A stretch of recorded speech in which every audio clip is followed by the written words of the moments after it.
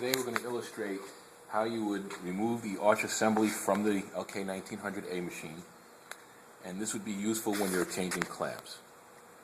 Alright, so first I'm going to remove the two springs. There's one on one side and one on the other, and then you remove this screw.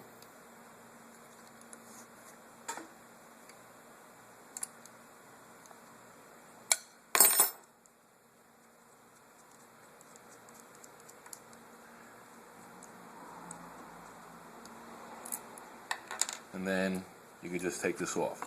Now, something very important to show you, on this arch assembly you have a cap with 7 balls in them. Just try not to lose them.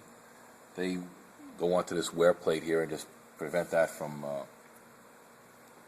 losing support. I have an arch here that's all disassembled, and you can see that there's a channel here. And the feed bar, this is called the feed bar, fits into this channel. And that gives you adjustment front to back in this direction. Doesn't give you any of this adjustment because of the channel. When the machine comes in from Juki, there's only one hole here and there is no hole here. When we convert the machine, we add an extra hole in the back and we put another hole in the front to stabilize the feed bar, the feed plate rather. We give you the extra hole in the back so we can do a larger range of patterns.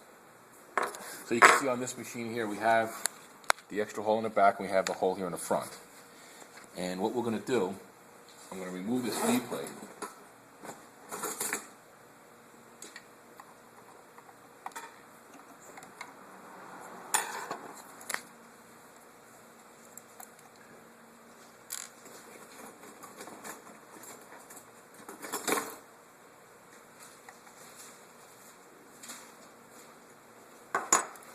Notice because there's no power on the machine right now, this feed bar actually can move because there's nothing holding it back. The step motors do not have any power to them. I'm just going to put this on the side.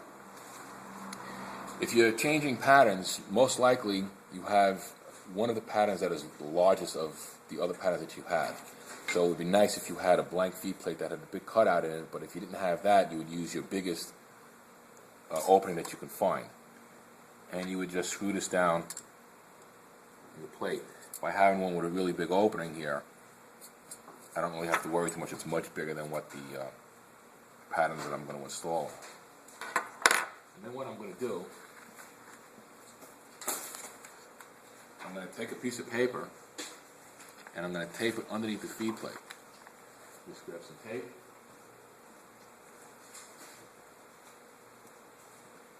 And we're just going to tape this down.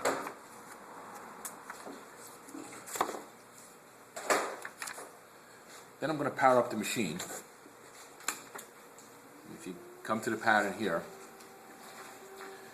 this is the pattern that I want to run. This just happens to be a star shape, and it's just the outline of the star. So when I press the ready button, the machine homes up, and because I have a much bigger opening, I can cycle the machine without any thread in it, and it'll make a perforation of the star. If this was a box and cross, it would make that perforation of a box and cross. In doing that, I now can take the arch assembly, and this is the correct clamp that I have on here, is the star. I'm going to shut the power off at this point so that the clamp mechanisms are all down. And I'm going to take this arch assembly and I'm going to put it over the feed bar and line up the clamp to where the star is. And if you look around in there, you can see that I can see all the needle penetrations in the paper, and I can see that nothing is going to hit the clamp. And then I can find the closest hole in the feed bar and screw down the screw. Again, because that arch has a channel in it, any adjustment is going to be front to back, where I could fine-tune this.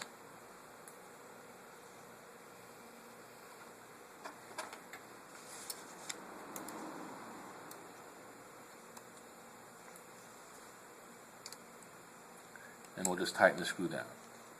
And before I even put the feed plate on, we're just going to check. I'm going to put the springs back onto the arch assembly on both sides. And I'm going to power up the machine again. So I'm hitting the ready button to power up the machine, and the clamp came up. Now I'm going to step on the pedal, but not let the machine start, so just enough to make the clamp come down. And I'm going to hold my foot there, and then I'm going to press the plus key. By pressing the plus key, it'll start to jog through its pattern. Once I've jogged through at least the first stitch, I can take my foot off the pedal and there's no risk the machine's going to start. And then I can press the plus key and check all my points and see that the needle is not hitting the clamp.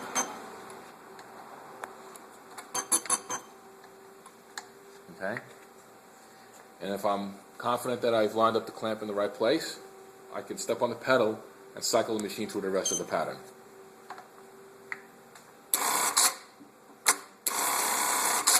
If I was not in the right place, I would have broken a needle. So just be careful to check all your points one by one. Once you've done that, then you can take off your feed plate, your test plate,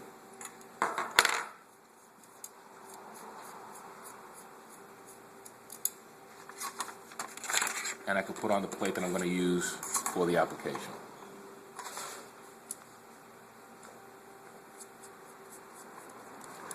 At this point, there are buttons on the machine here to make the clamp come down without starting, and that would be this button here. So once the light is at that point, you can hit the ready button and the clamp will come down. And then I can use that to make sure that I line up the plate. I don't want to see the feed plate when I'm looking through the top of the clamp. Once that's where I need it to be, I can tighten this down.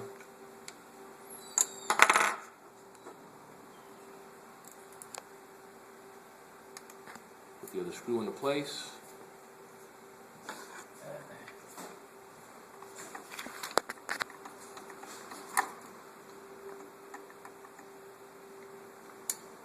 And I can come back out of this function, and I'm ready to sew. So actually, if you were changing clamps, you would remove this section out of the arch assembly, piece that would come out of here, and you would put on the different screws, or you would change it by these screws in the front. If the patterns are very similar, you could just change these and maybe just have to move this forward. And so concludes our little information.